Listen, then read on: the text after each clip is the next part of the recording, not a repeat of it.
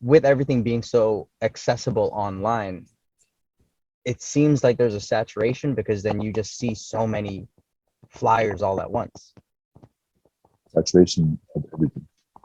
Hmm. Hmm. Single thing that's not saturated. Fair. Convenience is saturated. Convenience is saturated. Hmm. That's definitely something that needs some thought. Mhm. Now, with that, needing to fly our entire university lot and keep that grind up, what was it like then on in the realm of mental health? Because with this podcast too, I like exploring that aspect when it comes to artistry and the amount of time and effort an artist puts into their craft. So, how did you balance out time for yourself while you had to do all that? Um, well, my generation doesn't have this mental health like conversation, right? Hmm. And I guess it is good that someone else having it. But I come from the generation where you just did it. Like the whole, like, I don't know, man.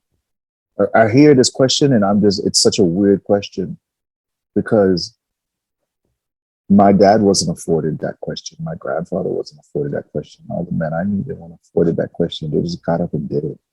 Hmm. So, what was my mental health like 20 years ago?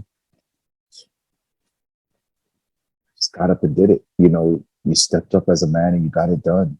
Hmm. You wanted to fulfill your dream. You wanted to be something. You put in the hours. You put in the work. You know what is mental health about that? I don't know. I don't know what the answer to that question is. But it's just we're in a weird time, man. And I see it and I go, wow.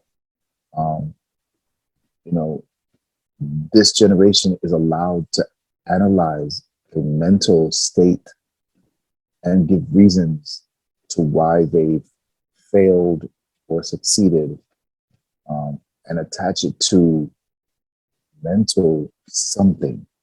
And for Hmm. me, it's like, man, it wasn't, it wasn't something you broke apart. You just got up or you did not. And if you did not get up, then maybe you could say that there was something mental happening to the person that did not get up. But the people who got up and got it done, I don't think, I don't think we analyzed it. We just got up and got it done. I think to get more specific with that to see if we can explore it a bit further, but like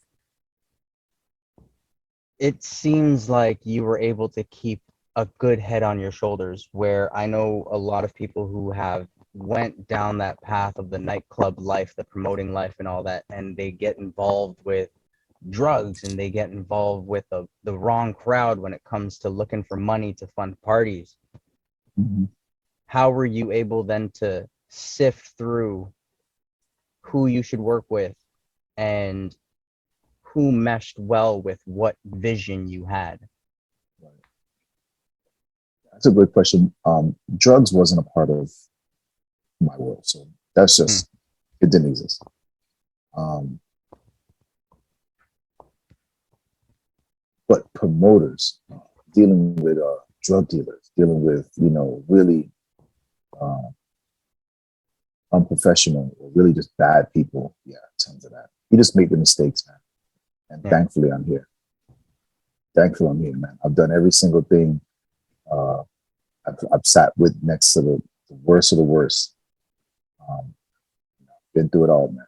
You know, I've, I've seen a gun pulled out 100 times. I've seen shots at a party 1,000 times, and thankfully, I never got hit. Mm. And so, like, all I can say is, yeah, there's nothing special about me in that way. You know, I didn't do anything unique. I just got lucky Mm. because I have tons of friends that died and they didn't do anything either, and they did not get as lucky. You know, a Yeah. good friend of mine's TJ. He just was standing there when this guy decided to open fire, and that's it. He just was, and he was just standing in the place where in the line of fire. So, yeah, I didn't do anything, man. That kind of stuff. Nightlife sucks, man. Yeah. Nightlife sucks. Nightlife is the worst thing I would tell anybody. Don't do it. Don't do it. Don't get into nightlife, man. Get into a space that's much healthier. Get into a space that's much more clean and much more positive. Nightlife has taken a lot of my friends through drunk driving, violence, and it's a space where people get wasted, Yeah. and the worst of the worst are all in one group doing the worst. If you really I look back some of the parties I was at, the worst people in the city would all be in one room. Mm. Um, so what are the percentages of something not going bad? And so the goal in life is to get yourself away from the proximity of things bad, right? So like you have kids and you put them in a better school than you went to, you move out, you move into a better neighborhood, you do everything you can to mitigate the risk of something happening.